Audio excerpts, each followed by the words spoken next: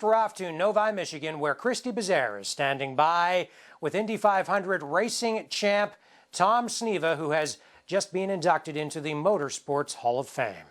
Tell me what it's like to be inducted into the Motorsports Hall of Fame.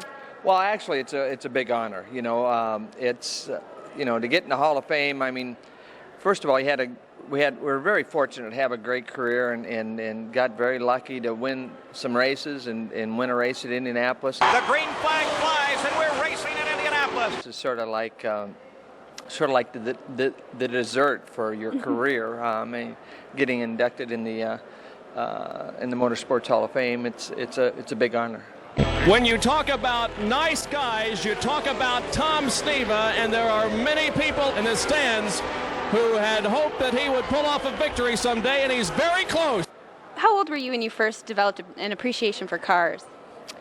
Well, it was pretty young because my father was a racer, but he was just a local dirt track type guy, and he had too many kids and not enough money to really advance himself.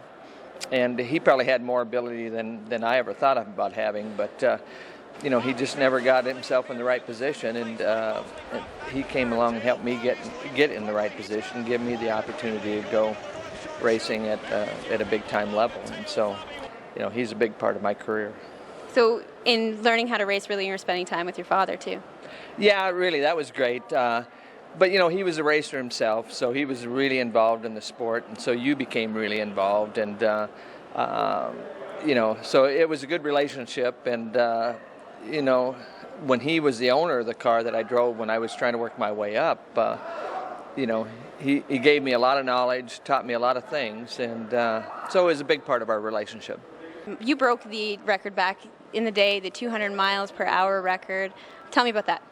Well, yeah, that was a big thing. You know, back, it was actually 1977, so it's quite a while ago. But at that time, it was a big barrier. The 200-mile-an-hour barrier was like the 4-minute-mile barrier. So it was sort of a big thing. And I was sort of the B driver on a team. I was teammates with Mario Andretti that year, and Mario was a big shot, and everybody knows Mario's name. And I was sort of the little school teacher from Spokane, Washington, sort of the B guy on the team. And when it came time to do qualifying in that year, because everybody was knocking on the door, just, you know, at 199s in practice leading up to that year's qualifying, and I wasn't one of those that was, you know, looked at to be on the pole that year. And kind of an underdog. Yeah, I was sort of an underdog. And so it was fun to go out there, and when it really mattered, we were the only one to do it that day, and to run that 200-mile-an-hour lap. It was a big deal at Indianapolis in 1977. Tell me about the rush. Like, what does it feel like to be going that fast? Like, do you feel safe? Do you feel scared? What do you feel like? Well, you don't think about the speed. You think about running the equipment that you have to the very edge.